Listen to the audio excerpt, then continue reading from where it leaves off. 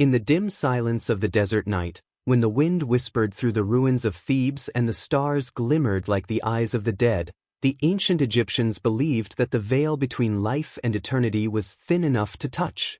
They did not see death as an end, but as a continuation, an awakening into a realm far more complex, far more perilous than life itself. And in this terrifying vision of existence beyond the grave, they forged the most haunting guidebook ever written, the Book of the Dead. It was not merely a text but a living spell, a sacred weapon against oblivion. Every page, every symbol, was a key to the gates of immortality, a promise that the soul could navigate the dark corridors of death and rise again as divine. Yet within its sacred verses hid something darker, a forbidden knowledge reserved for priests and initiates who dared to control what no mortal should. Imagine the torchlight flickering on temple walls as a priest, dressed in leopard skin and anointed with sacred oils, chants verses that even he does not fully understand.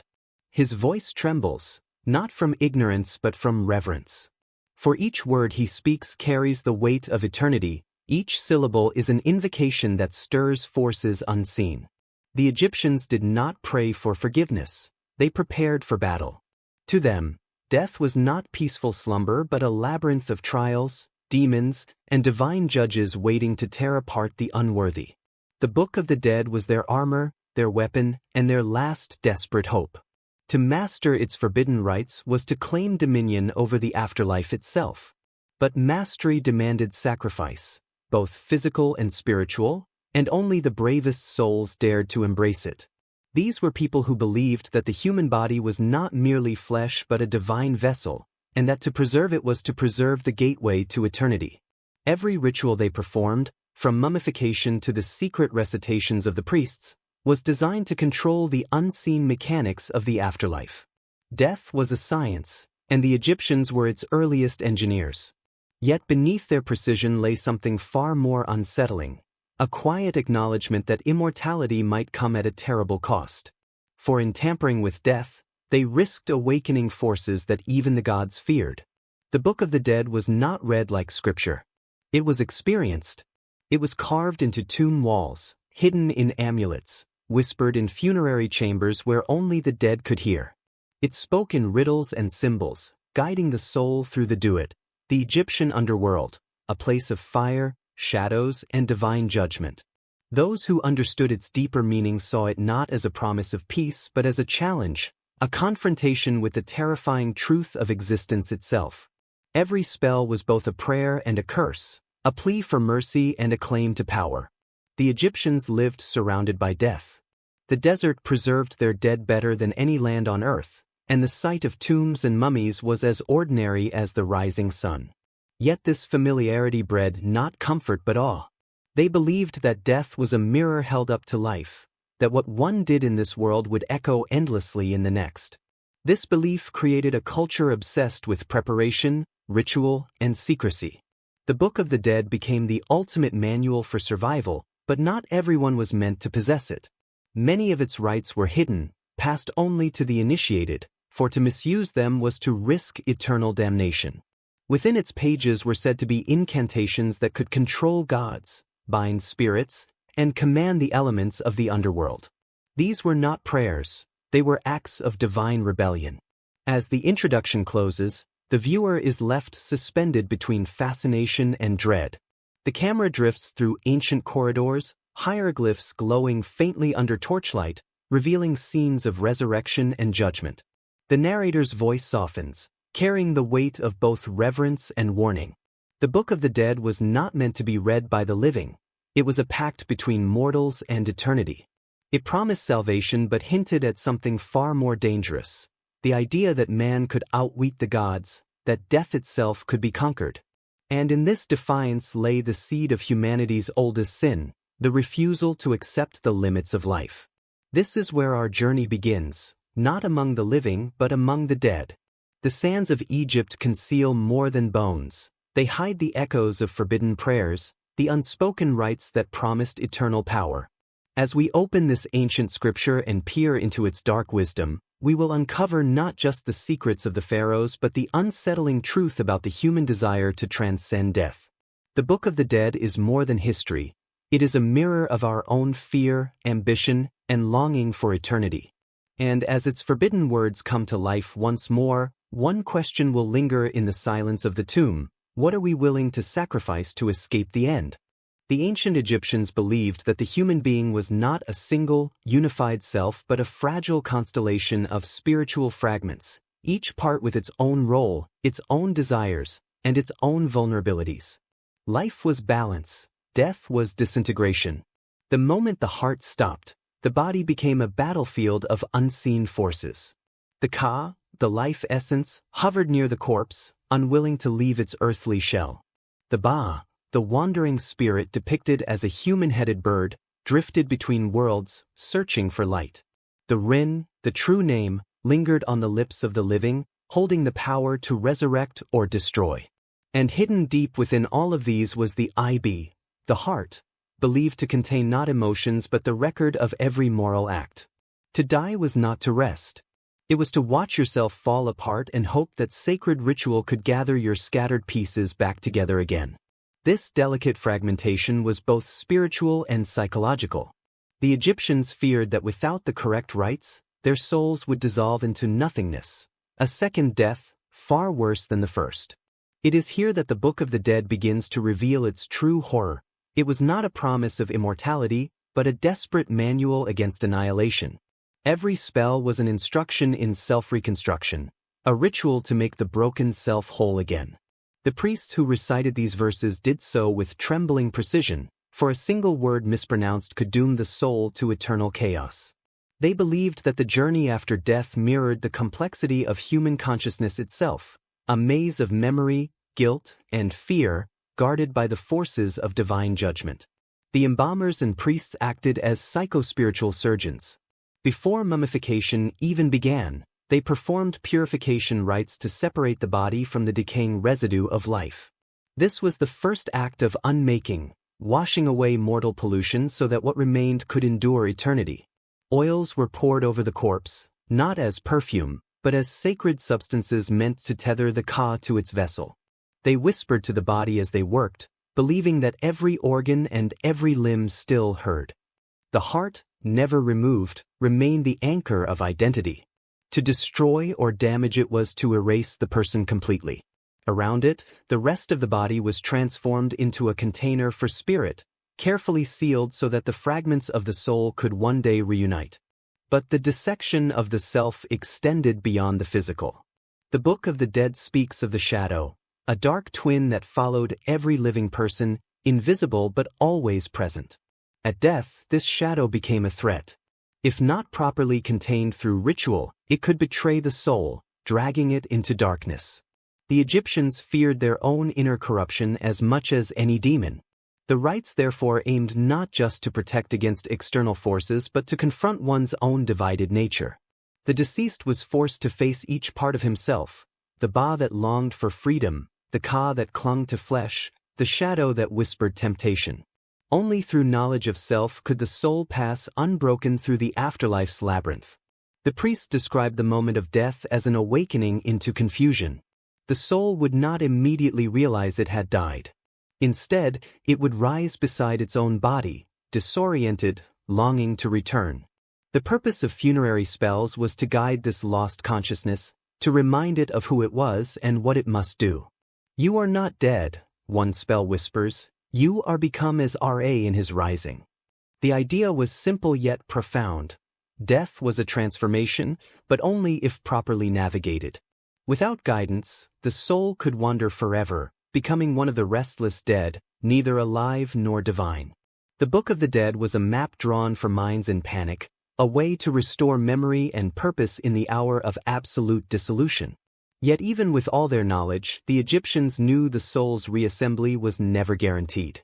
The process required purity, precision, and the cooperation of forces beyond mortal comprehension. If the Ka rejected the Ba, or if the heart proved heavier than truth, the self would shatter irreversibly. Some rites attempted to compel the soul through intimidation, priests commanding the spirit to obey, invoking gods as witnesses. Others used tenderness, coaxing the soul gently back into harmony. Both methods reflected the same truth. that the human being was always at war within itself, even in death. The Egyptians saw this internal struggle as the essence of existence, and their afterlife was merely the stage where it played out to its final consequence. To modern eyes, their beliefs might seem fantastical, but beneath the imagery lies an uncanny understanding of psychology. They saw the human mind as layered and unstable, its survival dependent on ritual and order. Their fear of spiritual disintegration mirrors our own fear of identity loss, the terror of forgetting who we are. When they spoke of the Ba wandering without the Ka, they described something timeless, the anxiety that the self, once broken, can never be made whole again. In their tombs, surrounded by spells and amulets, they sought reassurance that memory, love, and purpose would survive the grave. In the dim light of a funerary chamber, where incense burned and sacred oils filled the air, a priest would kneel before the mummified body and whisper the ancient invocation, "May your Ba know your Ka, may your Ka find your heart, may your heart not speak against you." It was not a prayer to gods, it was a plea to the self. For in the end, the Egyptians believed that only through harmony within could one find peace beyond. The body might decay, but the fragments of the soul could be gathered, if one possessed the knowledge and the courage to face the truth of one's divided nature. Thus, the Book of the Dead became more than a religious text. It was a mirror, reflecting the human obsession with continuity, memory, and meaning. It taught that immortality was not gifted. It was assembled, painstakingly, from the fragments of self that survived the violence of death. The Egyptians turned their fear of dissolution into an art form, building monuments not just of stone but of consciousness. And as the tomb doors closed and the last torchlight flickered out, they believed the journey had only just begun, a voyage through the deepest chambers of the soul, where life and death met and became one. In the shadowed sanctuaries of ancient Egypt, the act of mummification was never seen as a mere preservation of flesh. It was a sacred ritual of transformation, a passage through death into eternity. To the Egyptians, the body was the vessel of the soul, and its integrity was vital for resurrection. But the process that ensured eternal life was anything but gentle. It was a ritual of unmaking, an intricate dissection performed in the name of divinity, where each incision and removal carried profound spiritual meaning. The embalmers, wrapped in white linen and silence, stood at the intersection of reverence and horror. They were not morticians, they were priests of a forbidden science, guardians of the most secret knowledge humanity had ever attempted to wield, the mastery of death itself. The ritual began with purification. The body, newly bereft of its Ka, was washed with palm wine and rinsed with water from the Nile, the same sacred river believed to connect the realms of life and the afterlife. This washing symbolized both cleansing and farewell. Every touch, every motion was ceremonial, guided by hymns and chants that addressed the dead as though they were still listening. To the Egyptian mind, the body could still hear, still feel, still respond. The dead were not gone, they were merely waiting. After this, the true work began. Using a sharp blade of obsidian, a special priest known as the Wetu made the first incision along the left flank. This act was considered so impious that another priest, called the Parishists, would curse him afterward, symbolically punishing the violator who dared pierce the sacred human form. From this opening, the embalmers removed the internal organs one by one, each handled with deliberate ritual. The stomach, liver, lungs, and intestines were carefully extracted, washed, and placed into canopic jars guarded by the 4 sons of Horus, divine protectors who watched over each organ's essence. Only the heart remained, for it was the seat of the soul, the living memory of the self, and essential for the trial before Osiris. The brain, ironically, was seen as unneeded, a useless residue of mortality. Using a long bronze hook, the embalmers drew it out through the nostrils, scraping and stirring until the skull was hollow. This act, both clinical and grotesque, marked the final separation between thought and eternity. The empty body was then filled with sacred materials meant to purify and preserve, resins, myrrh, frankincense, and linen soaked in natron. Natron, a natural salt from the Wadi Natron, was believed to hold the power of divine dryness, the ability to banish decay and corruption. For 70 days, The body rested buried in natron powder, transforming in silence. The priests watched as time did its slow magic, as flesh turned to stone-like permanence. The smell of resin, the hiss of oils, and the flickering torchlight created a haunting atmosphere of both ritual and science. What emerged after this sacred incubation was no longer a corpse but a relic, a perfected vessel for the soul's return. But behind this divine precision lurked darker practices, whispered in temple corridors and forbidden tombs. While official rituals followed strict spiritual codes, certain priests, those who served in royal cults or secret necromantic sects, were rumored to have performed unorthodox rites. Some accounts speak of human sacrifices, attendants buried alive or ritually slain to accompany the deceased into the afterlife. Others tell of blackened mummification, where the body was deliberately charred with resin and oil to symbolize Osiris's dismemberment and rebirth. A few even believed that the embalmers themselves became spiritually contaminated, cursed by the powers they invoked. To cleanse their souls, they performed personal purification ceremonies afterward, for the dead were not silent, they watched. The forbidden aspect of embalming was not merely physical, it was metaphysical. The Book of the Dead speaks in veiled terms of rituals known only to the pure, those who had touched the threshold between life and the Duat. Among these were incantations designed to bind the Ka within the body, to prevent the soul from wandering before resurrection. It was believed that some priests could summon the spirit during the embalming, commanding it to remain conscious, to witness its own transformation. To the uninitiated, this was unthinkable, a form of spiritual torture, but to the Egyptians, awareness was salvation. If the soul remained conscious, it could better navigate the underworld. Death was not to be escaped, it was to be mastered through endurance. There were also secret variations of mummification reserved for the divine and the damned.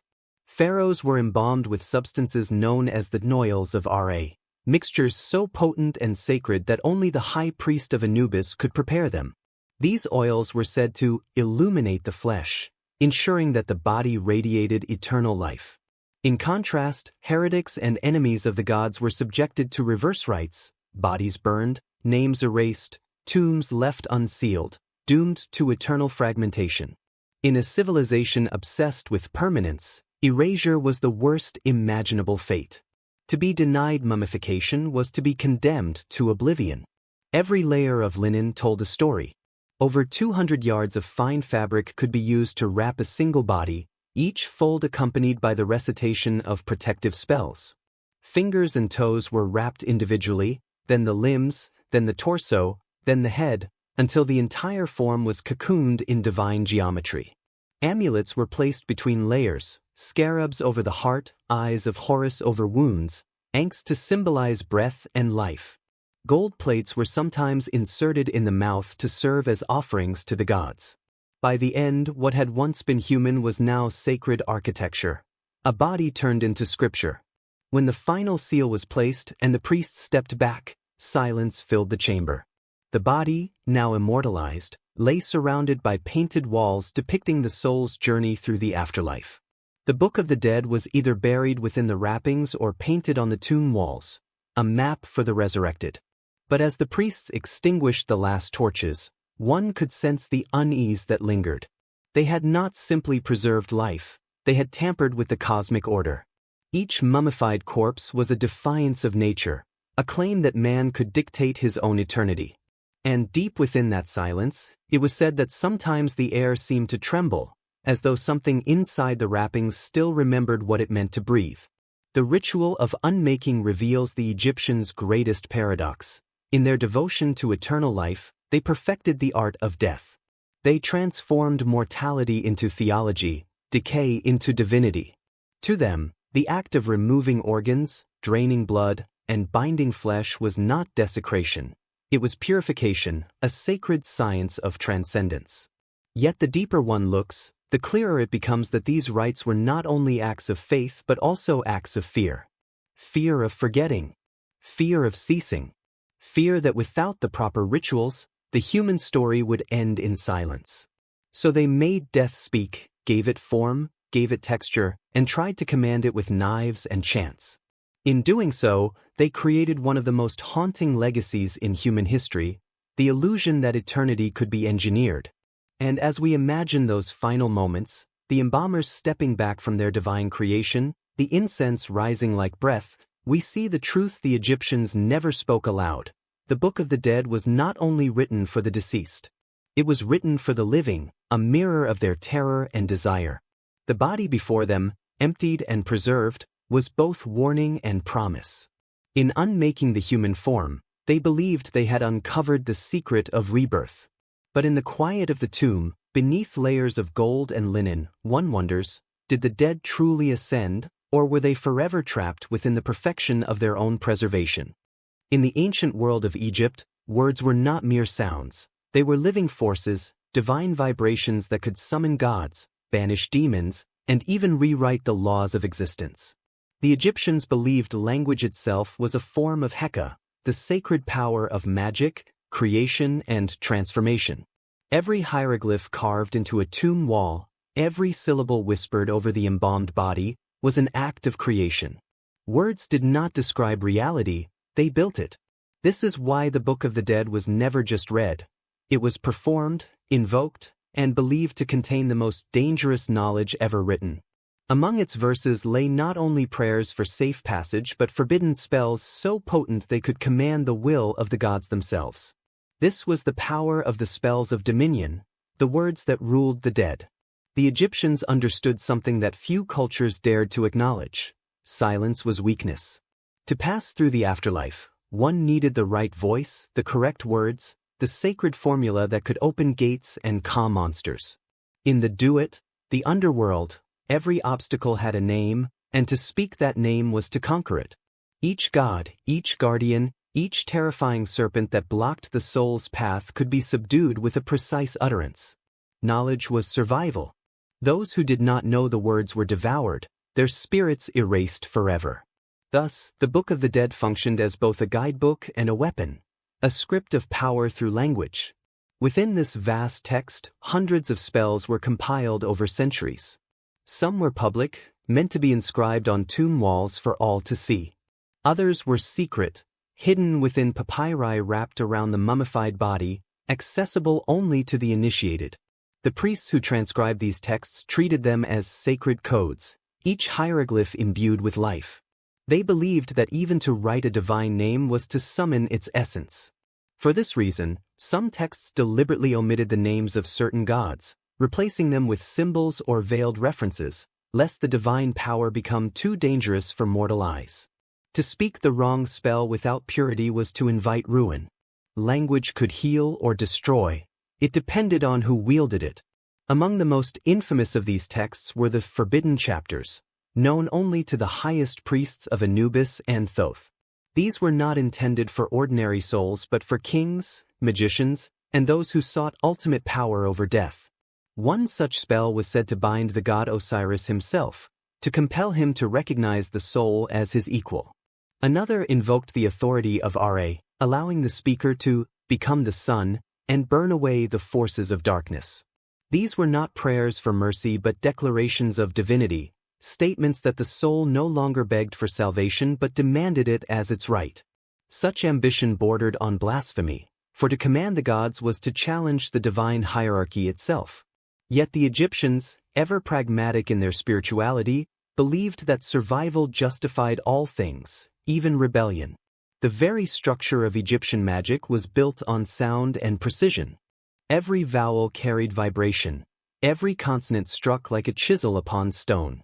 When priests performed the rites, they didn't merely recite, they vibrated the universe into harmony. The high tones of the voice, the rhythm of the breath, the heartbeat beneath the words, all were thought to awaken the dormant power within creation. The most skilled priests could speak in the language of the gods, a resonance beyond human hearing, capable of piercing the veil between worlds. The Book of the Dead was filled with these auditory codes, spells meant not only to be read but to be felt, their rhythm aligning the human soul with the cosmic order. But this mastery of language had its forbidden side. There were whispers of those who abused it, necromancers and rogue priests who memorized the secret formulas and used them to control the restless dead.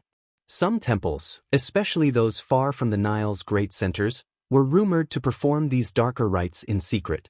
They would call upon the spirits of the unburied, compelling them to serve as oracles or slaves. To control the dead was the ultimate act of defiance, a reversal of divine will. And so, temple records began to include laws against unlicensed speech, forbidding the recitation of certain spells outside of sanctioned rituals. Even in a world built on faith, there were boundaries that could not be crossed. One of the most powerful and mysterious texts was known as the spell for becoming a god. It declared, "I am yesterday, I am today, I am tomorrow. I am the unseen that guides the visible." This was no metaphor, it was a literal transformation rite. To speak these words over the dead was to awaken the divine spark within them, to reforge the human into the eternal. It was said that those who succeeded could bypass the trial of judgment altogether, ascending directly into the realm of the gods. But such transformation required flawless purity and perfect knowledge. A single misplaced word could shatter the soul beyond repair. The priests spoke of such failures in hushed tones, souls that burned away like mist, consumed by the very power they tried to command. The Book of the Dead also contained defensive incantations, spells to silence the heart during judgment, to blind the eyes of demons, to erase one's sins from the memory of the gods. These were acts of divine forgery, rewriting fate through sound. The Egyptians believed that the spoken word could reshape reality retroactively, that if one declared themselves innocent with enough conviction and the correct phrases, the universe itself would bend to accommodate that truth. This reveals a psychological insight far ahead of its time. They understood the power of narrative, the idea that one's story, spoken aloud, could redefine one's existence. Death, to them, was not final judgment, it was negotiation. The forbidden power of words extended even to the material form of writing. Hieroglyphs were considered living entities. To carve an image of a snake or scorpion without ritually disarming it by cutting it in half on the wall was dangerous. The symbol itself could come alive and strike. Scribes therefore worked with a kind of holy fear, balancing artistic devotion with magical caution. Every tomb inscription was a spell sealed in stone. The walls of the dead were not silent, they murmured in the language of gods, guarding, warning, and guiding the soul through eternity. Even the act of reading the Book of the Dead was a sacred risk. Some priests performed it blindfolded, believing that to gaze too long upon certain symbols could draw the reader into the Duat itself. Others fasted before handling the scrolls, cleansing themselves of worldly desire. The knowledge contained within was never meant for casual study. It was a living force, a double-edged gift from the divine. One misstep, and the reader could awaken what should remain dormant. Ultimately, the spells of dominion reveal a civilization that did not simply fear death. They sought to control it with intellect, language, and precision. They turned speech into sorcery, knowledge into divinity. In a world where existence itself was fragile and fleeting, they believed words could anchor the soul against the void. Yet their greatest strength was also their deepest hubris, the conviction that language could command eternity. The forbidden spells of the Book of the Dead embody the eternal human paradox, the desire not only to understand the universe but to rule it through the sheer force of will. As the last priest lowers his voice, and the echoes of his chant fade into the tomb's silence, one truth remains unshaken. In ancient Egypt, words were gods. And to speak them was to wield creation itself. In the heart of Egyptian belief lay the conviction that the dead were never truly gone. They existed in a parallel realm, vibrant and dangerous, governed by divine order yet haunted by chaos. The Duat, the vast underworld through which every soul had to travel, was not a place of eternal punishment but a labyrinth of trials, transformation, and judgment. Here, the dead faced serpents of fire, lakes of boiling water, and monstrous guardians who demanded secret passwords before allowing passage. The journey was perilous not because the gods were cruel, but because truth itself was a deadly test. The soul, stripped of its earthly disguises, would be confronted with what it truly was. This realm was ruled by Osiris, the god of death and resurrection, whose throne stood at the center of the afterlife, surrounded by 42 divine judges. To reach him and stand in his presence was the final goal of all funerary magic, and only those equipped with the right knowledge could hope to survive. According to the sacred texts, the soul, or Ba, entered the Duat immediately after death. The process of mummification and ritual chanting was not meant to preserve the body for vanity, it was to keep the vessel intact so that the Ka, the vital essence, would not dissolve into nothingness. Priests performed the opening of the mouth ceremony, touching the mummy's lips with sacred tools to restore the ability to speak and, more importantly, to recite the spells from the Book of the Dead. Words were the only weapon in the afterlife.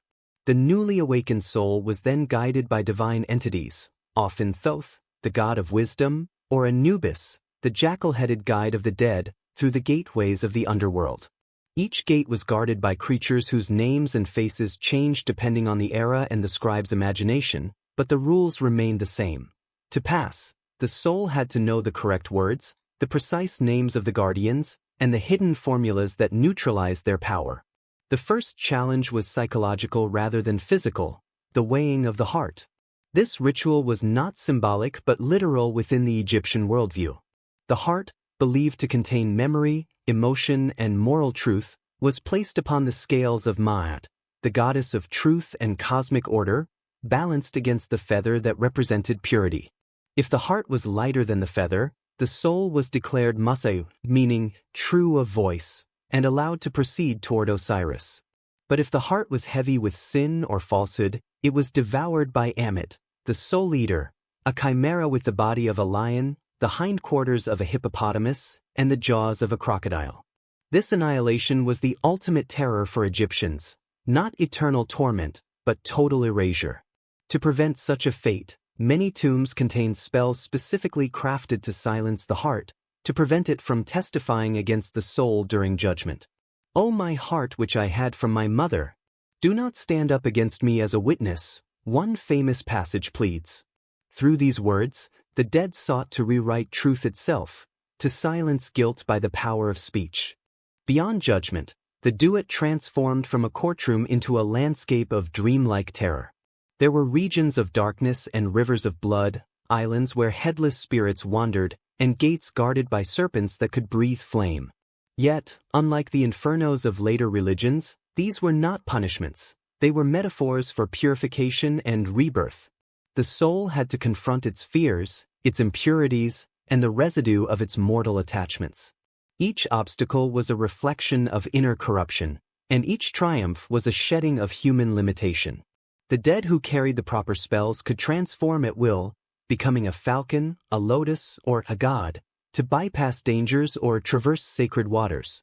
Transformation was freedom, and freedom was the reward of wisdom.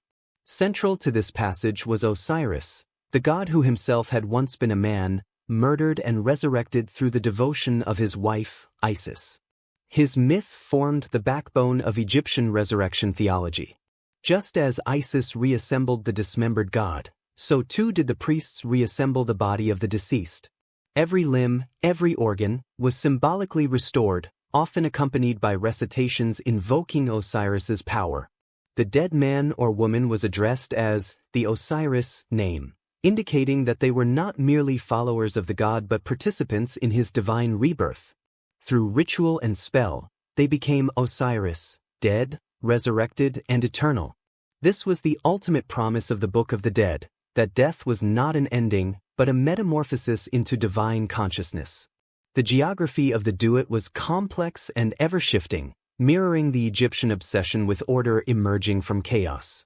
The sun god Ra himself traveled through it each night, descending in his solar bark, illuminating the paths of the dead while battling the monstrous serpent Apophis, the embodiment of chaos. This cosmic drama symbolized the eternal struggle between light and darkness, life and death. To align oneself with Ra's journey was to participate in the perpetual cycle of renewal. Some spells allowed the deceased to board the solar bark, to sail beside Ra as he rose again at dawn. To do so was to escape oblivion entirely, to merge one's soul with the rhythm of the cosmos. The priests, ever meticulous in their metaphysics, taught that the soul had multiple parts, Ka, Ba, Ak, Ren, and Shut. Each had to be nourished, protected, and harmonized through magic. The Ak, or luminous spirit, was the divine essence that could move freely between worlds, but it could not exist unless the proper rituals were performed and the name, Ren, was remembered. This belief gave rise to Egypt's obsession with permanence. To erase a name was to kill the soul. That is why pharaohs carved their titles deep into stone, and why enemies chiseled them out when seeking vengeance. Immortality, in the Egyptian mind, depended not on the body but on remembrance. The Book of the Dead thus served not only as a survival manual for the dead but as an anchor for memory, a text that kept the soul tethered to eternity. Yet, not all who entered the Duat found peace. Some texts speak of restless spirits who failed the trials, condemned to wander in darkness, envious of the living. These ghosts were not evil by nature but tormented by incompletion, their names forgotten, their bodies defiled, or their rituals left unfinished. Temples employed necromantic priests to soothe these spirits, offering them words of power to guide them toward Osiris's throne. It was believed that even a lost soul could be redeemed through the proper invocation, a concept that blurred the line between the living and the dead. The Egyptian afterlife, therefore, was not static. It was dynamic, cyclical, and constantly evolving through the actions of both worlds. The Duat stood as both a mirror and a prophecy. It revealed how deeply the Egyptians understood the relationship between moral truth and cosmic order. Their vision of the afterlife was not a place of blind judgment, but a process of purification, a divine court where words and intentions shaped destiny. The Book of the Dead provided the script, but it was the courage and knowledge of the soul that determined the outcome. Every spell, every utterance, was an act of defiance against annihilation, a statement that even in death, consciousness would not yield. In the end, to pass through the Duat and stand before Osiris was to confront the self stripped bare of illusion. The ancient Egyptians believed that only those who understood their own essence could become one with the divine. The Book of the Dead was thus not just a funerary text, it was a philosophical treatise disguised as magic, a declaration that knowledge, language, and truth were the bridges to eternity. The Egyptian priesthood guarded the Book of the Dead with reverence, secrecy, and fear. To outsiders, it appeared to be a collection of religious hymns, but to initiates, it was a living grimoire, a manual of transformation, a guide not only for the dead but for those who dared to approach death while still breathing. The priests of the House of Life, per Ankh, were scholars, magicians, and physicians all at once. They devoted their lives to mastering divine speech, the ancient art of Heka, the power that allowed the gods themselves to create the world. For them, words were not mere symbols, they were forces that bent reality. A correctly pronounced name could raise a corpse, while a misstep could doom a soul to eternal darkness. Within this framework of sacred linguistics, the Book of the Dead became both weapon and shield, capable of commanding spirits, binding demons, and rewriting fate. In the candlelit chambers of temple libraries, the most senior priests hand-copied the spells on papyrus scrolls that could stretch for meters. These scrolls were often personalized for each deceased noble or pharaoh, inscribed with their name and adorned with vivid illustrations of the afterlife. But the most secret portions were never written in full. The priests deliberately obscured some formulas with cryptic symbols or left spaces blank, to ensure that only initiates who had undergone the inner rites could fill them in from memory. This was not simple elitism, it was spiritual quarantine. They believed that knowledge, if released to the unworthy, could bring imbalance to the world of the living. For in the wrong hands, the words of resurrection could summon not gods, but the restless dead. The priesthood itself was divided into hierarchies. At the lower ranks were the ritual functionaries, those who tended mummies, prepared offerings, and performed chants at funerals. Above them stood the readers of sacred texts, known as Kariheb, who specialized in vocal incantations. But the highest tier was reserved for the Hemnetcher, servants of the god, the elite who practiced the inner mysteries. These priests, often trained from childhood, were the keepers of Osiris's rites, the guardians of death's threshold. They memorized thousands of lines of funerary scripture, their voices trained to sustain precise tonal vibrations believed to resonate through the veil between life and death. Their rituals were part art, part physics, part metaphysics. Every sound, every gesture, Every incense mixture corresponded to an unseen pattern in the cosmos. The Book of the Dead was not their only instrument. Alongside it were older, darker texts, the coffin texts and the pyramid texts, relics of Egypt's earliest dynasties. These works contain spells of astonishing audacity, formulas to assume divine shape, to command the stars, or to merge with Ra's solar boat. Some passages, according to later Greek commentators, bordered on the forbidden. They invoked deities who were neither benevolent nor malevolent but chaotic, beings of immense power that predated even the organized pantheon. The priests believed that to utter such names was to momentarily disrupt the universe, forcing creation to remember its own origins in darkness. Such recitations were only performed in moments of extreme ritual necessity, to cure madness, to restore fertility to barren land, or to bring a dead ruler back to temporary awareness for divine consultation. Among the most secret of these ceremonies was the rite of the hidden name. Egyptian myth taught that true power resided in knowing the hidden name of a god, for names were essences, not labels. Isis herself had once gained mastery over Ra by tricking him into revealing his secret name, a story that became the theological foundation for magical authority. The priests mimicked this myth through ritual.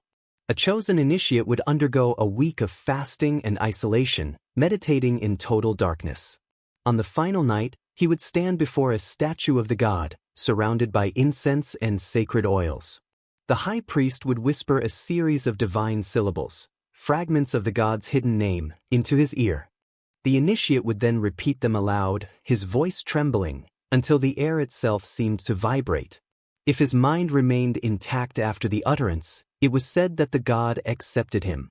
But if his heart faltered, he would fall dead on the spot, consumed by the name's unbearable resonance. Not all priests sought such perilous enlightenment. Some used their knowledge for worldly power. In late dynasties, especially under foreign occupation, priests became the true rulers behind the throne. They manipulated omens, interpreted dreams, and declared which individuals were worthy of divine favor. A whisper from the temple could crown a king or destroy a dynasty. The Book of the Dead was their silent ally, its verses invoked during coronations, burials, and even political negotiations.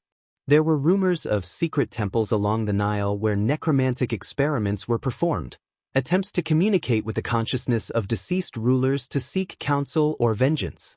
Greek historians such as Plutarch and Diodorus Siculus later described these rites with awe and fear, calling them Egyptian theurgy, divine magic. But not all saw the priesthood as pure. Some later reformers accused them of blasphemy, arguing that their constant dealings with the dead risked polluting the sanctity of life. The god Set, symbol of chaos and foreign influence, became increasingly associated with forbidden rites. In certain temple bas-reliefs, Set's animal-headed form appears as both adversary and initiator, a paradox the priests never fully explained. Some scholars now believe that within the esoteric priesthood, there existed two competing paths: the way of Osiris, devoted to purification and order, and the way of Set, which embraced chaos as a means of transcending mortality. The latter may have been the root of later Egyptian cults that practiced symbolic human sacrifice, rituals in which initiates feigned death, or occasionally suffered real wounding, to mirror the dismemberment of Osiris. To the outside world, these were abominations. To the inner circle, they were acts of divine imitation, a dangerous empathy with the gods. The priest's mastery extended beyond the spiritual into the biological. Embalming itself was a form of magical science, a process designed not merely to preserve flesh but to seal spiritual energy within the body. Every organ removed from the corpse was placed in its own canopic jar, each guarded by one of the four sons of Horus. These jars were not containers but talismans, each housed a fragment of the soul's essence. The priests chanted over them, reciting verses from the Book of the Dead that liken the organs to celestial bodies. The liver became the home of Osiris's patience, the lungs the breath of Ra, the intestines the wisdom of Thoth. In this way, anatomy became theology, the human body a map of the universe, its dissection an act of cosmic realignment. The deeper one goes into these rites, the clearer it becomes that the Book of the Dead was never meant for the common man. It was a dialogue between gods and those who dared to speak in their language. To be initiated into its mysteries was to risk one's sanity. Those who failed to complete the inner rituals were said to suffer dreams of burning sand and endless mirrors, visions of their fragmented soul trapped between worlds.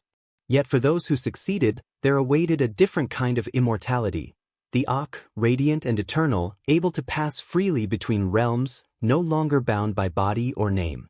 Such beings were revered after death as luminous spirits, their tombs sites of pilgrimage for centuries. By the time of the Ptolemies, when Greek and Egyptian traditions merged, the old priesthood had begun to fade.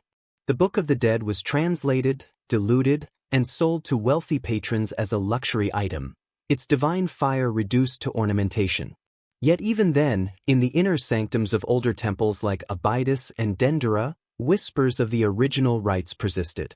Some claimed that beneath the great libraries, sealed behind stone walls, were chambers containing the earliest, unedited versions of the Book of the Dead, scrolls inked not in soot, but in the blood of initiates who offered their vitality to the gods.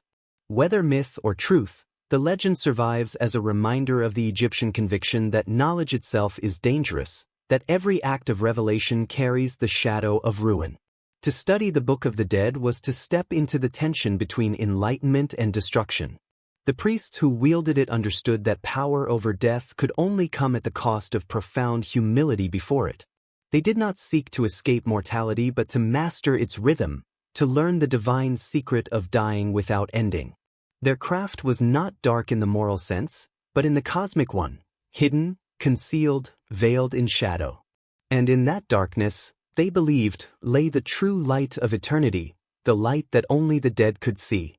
In the theology of ancient Egypt, the gods were not distant entities who ruled from unreachable heavens.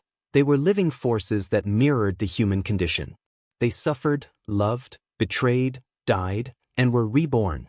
To the Egyptian mind, divinity was not perfection but endurance, the ability to descend into chaos and return transformed.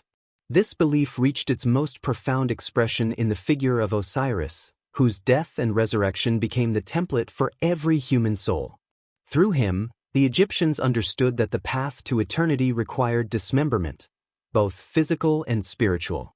Yet Osiris was not alone. Around him swirled a pantheon of gods whose myths were as violent as they were sacred, and through their stories, the Book of the Dead offered lessons about pain, purification, and transcendence. The myth of Osiris began with betrayal. According to the ancient texts, he was once a just king, ruling Egypt with wisdom and mercy. His brother Set, driven by envy and hunger for chaos, lured him into a gilded coffin during a feast and sealed it shut, casting it into the Nile. The coffin drifted to the shores of Byblos, where it became entangled in a tree, its growing trunk enfolding the body of the god. When Isis, Osiris's devoted wife and sister, discovered the fate of her husband, she embarked on a quest across deserts and rivers, disguising herself as a beggar, guided only by the whispers of magic. Her search was not merely an act of love but a sacred rebellion against death itself. She found the coffin and returned it to Egypt, but before she could resurrect Osiris, Set discovered her secret and tore the body into 14 pieces, scattering them across the land. Each fragment became a site of worship, a shrine, a temple, a scar upon the earth. In the ritual language of the Book of the Dead, this dismemberment symbolized the fragmentation of the human soul after death, the scattering of memory, identity, and consciousness. To be resurrected, one had to reassemble oneself, just as Isis reassembled Osiris.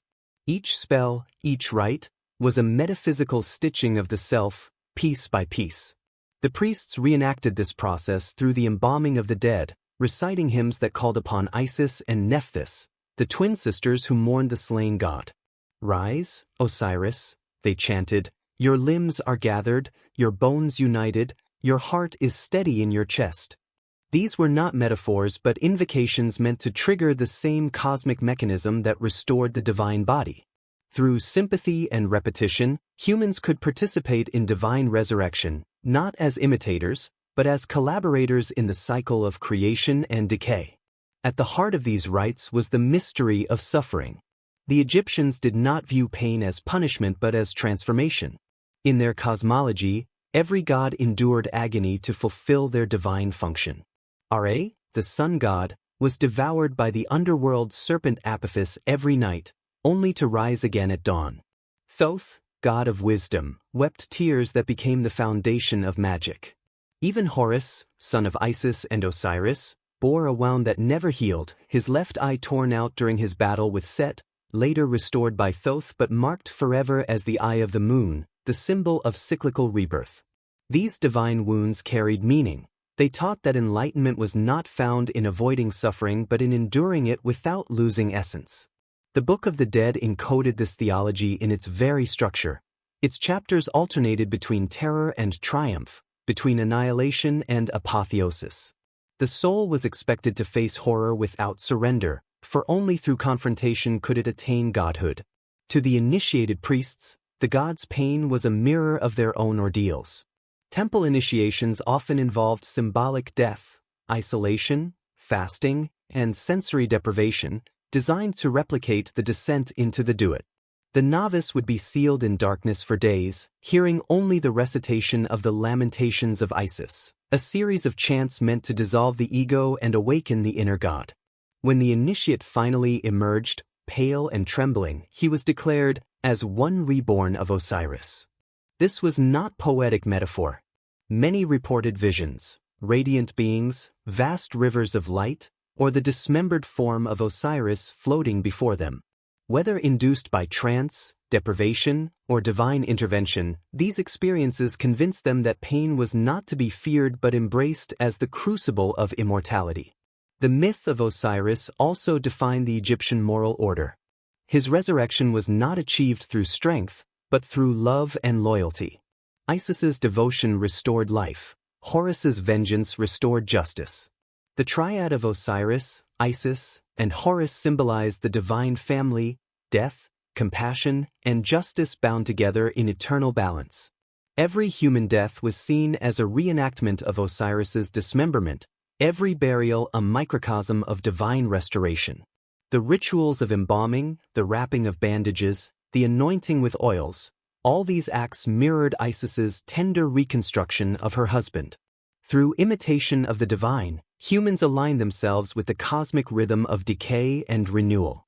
But the Egyptians were not naive about divinity. They knew their gods could be cruel, capricious, even monstrous. Set, though demonized in later myths, was not purely evil. He represented the necessary chaos that kept order from stagnation. Without Set's violence, there would be no rebirth for Osiris, no vengeance for Horus, no movement in the cosmos. Thus, even the most horrific aspects of the divine were honored. Some rituals deliberately invoked Set's energy, violent dances, bloodletting, or the sacrifice of symbolic effigies, to remind the community that darkness was part of the divine equation. This dualism lay at the heart of Egyptian spirituality, that destruction was not opposed to creation but intertwined with it, that death was the seed of eternal life. The god's suffering also shaped the Egyptian understanding of kingship. The pharaoh was not a ruler by birthright alone, he was a vessel of divine renewal. Each coronation symbolically reenacted the triumph of Horus over Set, reaffirming the cycle of divine justice. Upon his death, the pharaoh became Osiris, merging with the underworld and guiding the nation's fertility from beyond the grave. His heir became Horus, reborn light. Thus, the royal lineage was not merely political but cosmic, a continuous resurrection of divine consciousness through human vessels. The Book of the Dead was central to this process, its spells recited over the corpse of the ruler to transform him into a god. The funerary papyri of pharaohs like Seti I and Ramses VI depict this transformation in stunning imagery, the deceased king merging with Ra's solar disk, his limbs dissolving into stars, his eyes becoming twin suns. Through suffering, the mortal became celestial. Perhaps the most profound philosophical insight buried within these myths was that even gods were not beyond fear. In the Book of Caverns, and the later Duat, companion text to the Book of the Dead, the sun god Ra is depicted trembling in darkness as he confronts Apophis, the serpent of chaos. His divine attendants recite protective spells to keep his soul intact. The message is clear: even the highest divinity must confront annihilation. But in doing so, it affirms existence itself. The Egyptians saw courage not as defiance of death but as the willingness to face dissolution for the sake of renewal. Every dawn was a testament to divine endurance, the light reborn from its own destruction.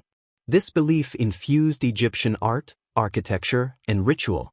The temples of Luxor, Karnak, and Abydos were not mere monuments but cosmic machines, structures aligned with celestial events, designed to channel the gods' eternal cycle of death and rebirth. Within their dark corridors, priests reenacted the nightly journey of Ra, guiding his bark through the underworld with hymns and torches. The flicker of flame against the hieroglyphs symbolized the fragile light of consciousness moving through shadow. Every mural, every chant, every offering was part of this cosmic theater.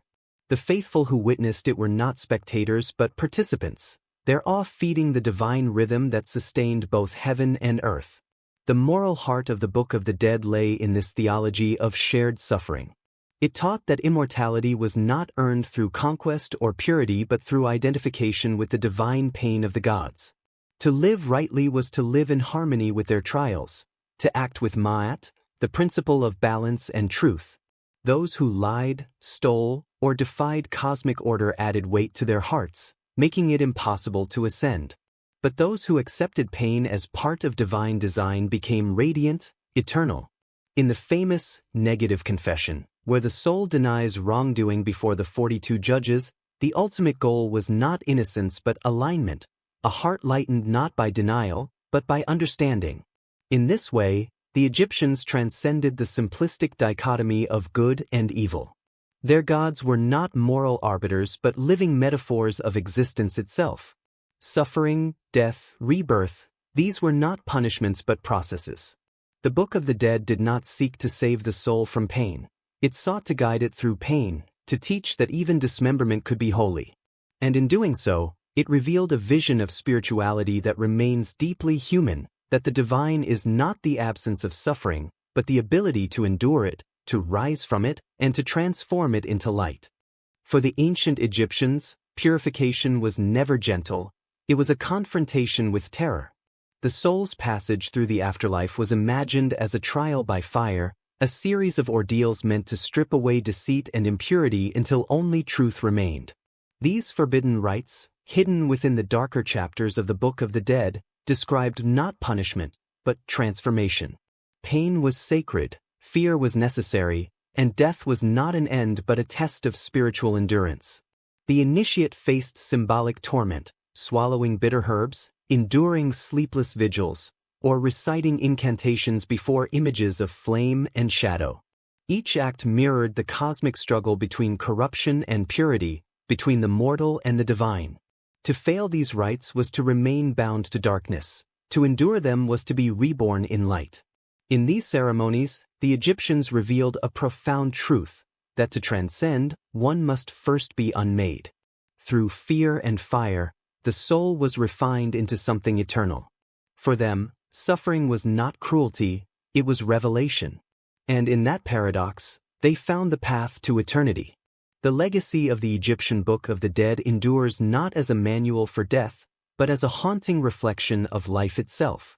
The forbidden rites it described were never mere superstition, they were attempts to understand the unthinkable, to turn the terror of mortality into a map of transcendence.